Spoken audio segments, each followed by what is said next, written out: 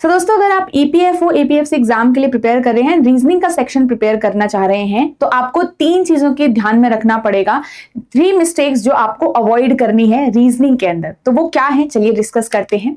So first आपको सारा जो सिलेबस है रीजनिंग का उसको कवर नहीं करते रहना है कि आप सोच रहे हो कि मैं पूरा सिलेबस कवर करूं और उसके बाद हम आगे प्रैक्टिस अपनी करें इसमें, ठीक है। सो हमेशा याद रखिएगा जो जो इंपॉर्टेंट है, 3 टॉपिक 4 टॉपिक 5 टॉपिक इंपॉर्टेंट है, आप उन्हीं को पहले कवर करिए, वही आपके लिए बेनिफिशियल रहता है। तो सारा का सारा सिलेबस कवर करने में टाइम वेस्ट नहीं करना है। ओके, सेकंड पॉइंट आपका बहुत ज्यादा इंपॉर्टेंट है कि आपने चीजें सीख तो ली, आपने अप्रोच सीख लिया, आपने बेसिक सीख लिया, बट अवॉइड नहीं करना है प्रैक्टिस को।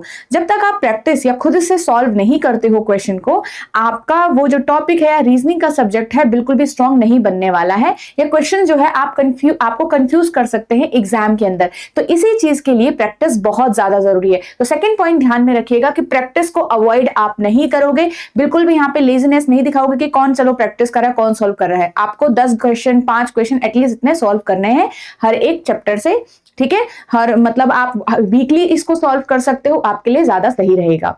नेक्स्ट आपको ध्यान में रखना है कि आपको हायर लेवल क्वेश्चंस पे ध्यान नहीं देना है। याद रखिएगा कि रीजनिंग में बहुत सारे टॉपिक्स होते हैं, अलग अलग एग्जाम्स में आते हैं, तो ये बहुत नोटिस करके चलिएगा कि आप हायर लेवल क्वेश्चंस को कहीं आप वहां पे फोकस तो नहीं कर रहे हो, कहीं आप वहीं पे तो नहीं फंसे हुए हो।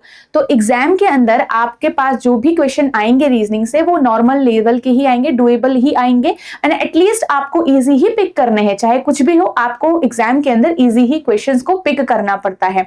ओके, सो आपको यहां पे ध्यान रखना है कि आप हायर लेवल क्वेश्चंस पे ध्यान नहीं दोगे, आपको बेसिक और easier level, doable level, moderate तक के क्वेश्चंस को प्रैक्टिस यहां पे करना है।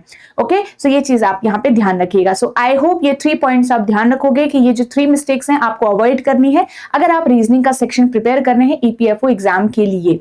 ओके, तो all the best everyone, and बहुत अच्छे से तैयारी करिएगा, पॉजिटिव रहिएगा अपनी प्रिपरेशन के दौरान। एंड अगर आप चैनल पे न्यू हैं तो चैनल को जरूर सब्सक्राइब करिएगा। यहाँ पे आपके डिफरेंट सेशन है जो आपको मे बी हेल्प कर सकते हैं आपकी प्रैक्टिस के दौरान।